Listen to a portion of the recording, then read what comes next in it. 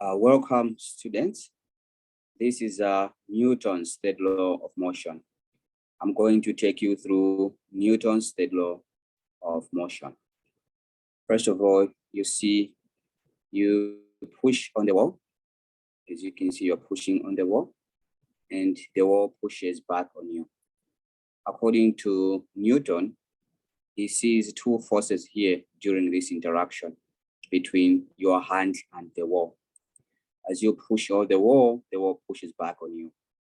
As we are going to see, these forces are equal in magnitude or equal in sizes and opposite direction.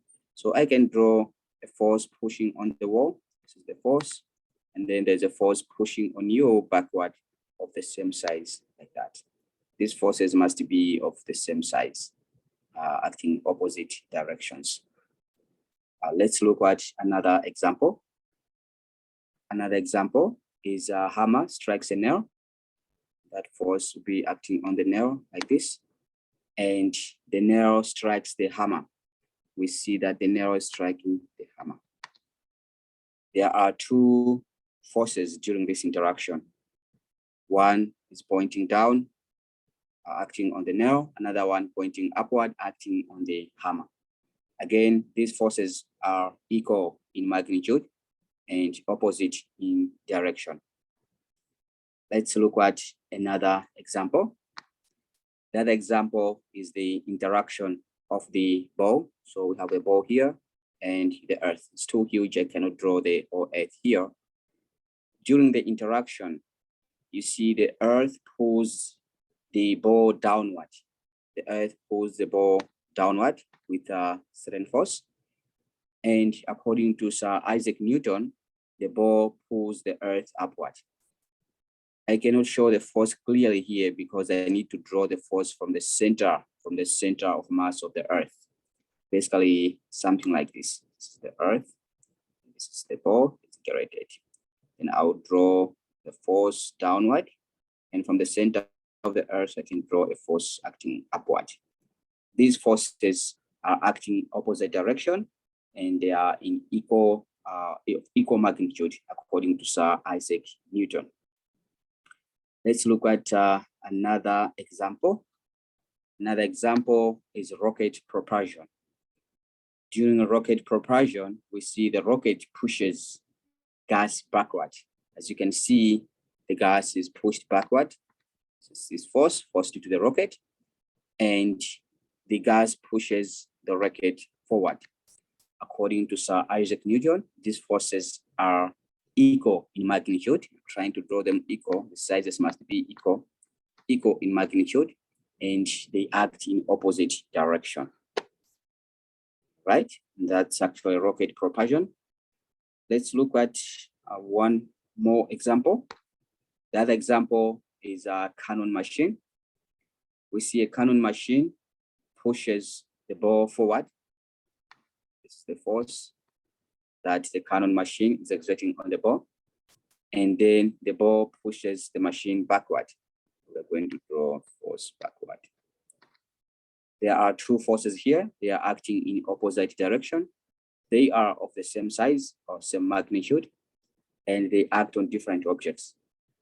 And this is what Sir Isaac Newton is telling us, that whenever there is an interaction, there are two forces. One is acting on the ball, another one is acting on the machine, and these forces are equal in size. All right. Now let's look at a few things, like a summary. Let's look at a summary of what we have observed. A statement of Newton's third law is as follows. Whenever object X exerts a force on object Y exerts an equal and opposite force on object X. So we see that the most important thing is an equal and the opposite forces acting on object X. Okay, whenever object X exerts a force on object Y exerts an equal and opposite force on object X. If you want to understand this statement better, go back and look at the examples we just discussed.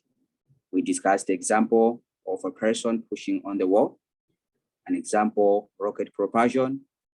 We looked at also the earth interacting with a falling object. And there are many, many, many more examples where Newton's third law can be discussed. All right, let's look at important points about Newton's third law of motion. Point number one force may be called an action force, and another force can be called a reaction force. Again, it doesn't matter which force is an action force and which one you call an action force. It's up to you. Either force can be action or reaction force, but at least you have action and reaction forces. Point number two, neither force exists without the other. We cannot have an action force without a reaction force. So neither force exists without the other. They actually occur at the same time. These forces, action and reaction forces, occur at the same time. And point number four, the two forces act on different objects.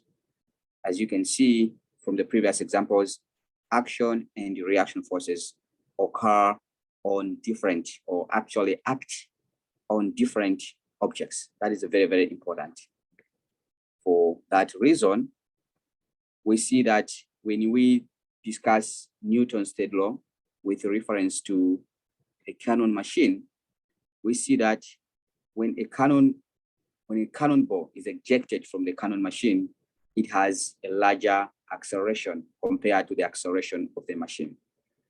The reason is that the forces are acting on different objects, and therefore they are causing different accelerations. If I were to use Newton's second law to understand the acceleration of the ball, I'll divide the force here, divided by the mass of the cannonball. And I know that the mass is smaller here compared to the mass of the machine. And therefore, I'll end up with a larger acceleration because mass is smaller for the same amount of force. If I try to calculate the acceleration of the machine, I will divide the force, the same force here, because according to Newton's third law, we have same forces, and then I divide by the larger mass. If I divide the force, the same force, by a larger mass, obviously I'll end up with a smaller acceleration. Of course, we are assuming that the net force on either the ball or the cannon machine is just the action or the reaction. Okay? We know that there might be friction on the surface of the cannon machine. We usually ignore friction. And we know there might be gravitational force and the normal force. Those ones cancel out.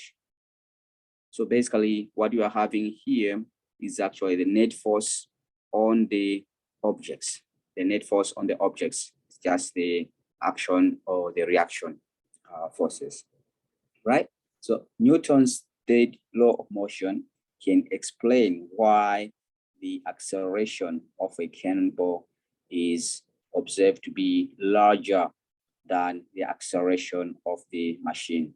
It has to do with the fact that the two forces, action and reaction, act on different masses. All right, so this is the end of our discussion.